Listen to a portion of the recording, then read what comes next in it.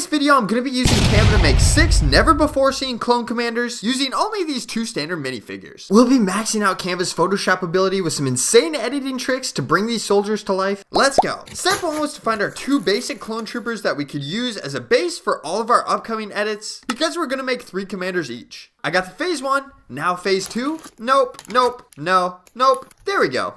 I want to use both phase 1 and 2 clones for this project to add some variety and spice things up a bit. Plus the Star Wars universe has so many awesome clone variations, it would be tough to pick 6 from just one phase. We also need a ton of different weapons and accessories to match each commander's unique arsenal. Alright, with step 1 done, I created our Canva outline with all 6 amazing commanders, and we can now begin editing our first clone, Commander Bly. We'll be creating his phase 1 armor instead of phase 2 to start things off. I suited him up with his signature binoculars, pauldron, and waist cape. Next, I went downstairs for a photo shoot. We'll need good lighting for all our clones, so I tested out a few spots with Bly.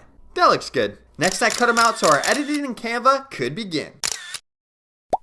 Since Bly's our first commander, he's kind of like a guinea pig for the rest of our edits. I found that using literal shapes allowed me to color in Bly's unique armor while still capturing its specific design. Once all the yellow was in the right spots, all I had to do was change the transparency to make it look legit. First edit, not too bad. Next up is our first phase 2 clone, Commander Devis. I hooked him up with a thinner waist cape and pauldron, which looks good, but couldn't attach the binoculars like Devis has, so we'll have to get creative for this one. I got the shots we needed and also snapped some of our phase 1 clone as well. Now here's where our cutout ability comes in handy. I figured we could just cut out the binoculars on our P1 clone and overlap it. Oh yeah, that's looking great. Except they don't quite connect where they're supposed to. Kinda like the current phase 2 clones. Again, I made a bunch of shapes and filled Devis in with color. I feel like our editing ability is already improving from Commander Bly. Okay, he's all done and looks amazing.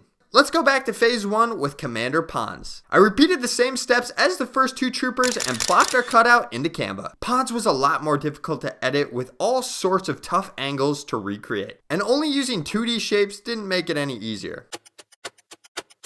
Phew!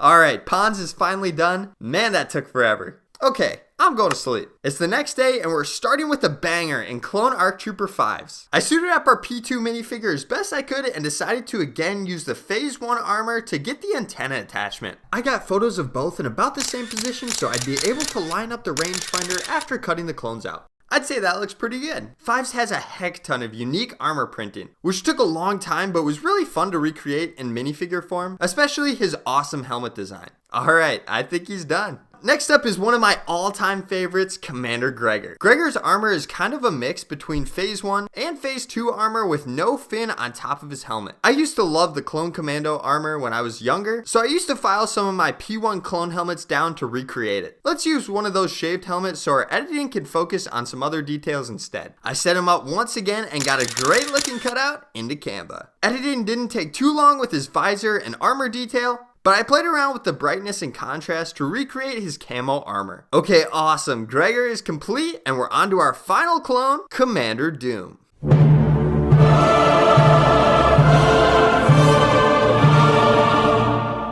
Doom is by far the most colorful and detailed clone commander we have, but let's get our cutouts like before, again using our P1 figure to get the visor piece.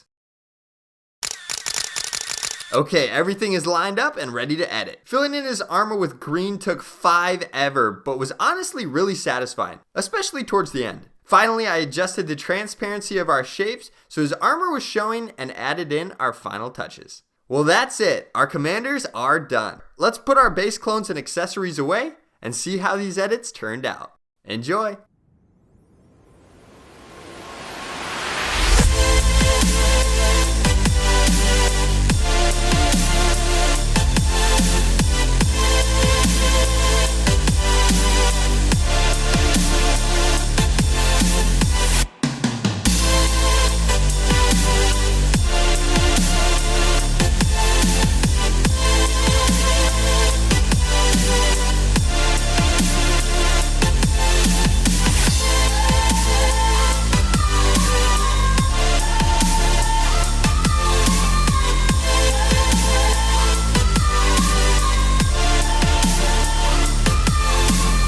I hope you enjoyed this video.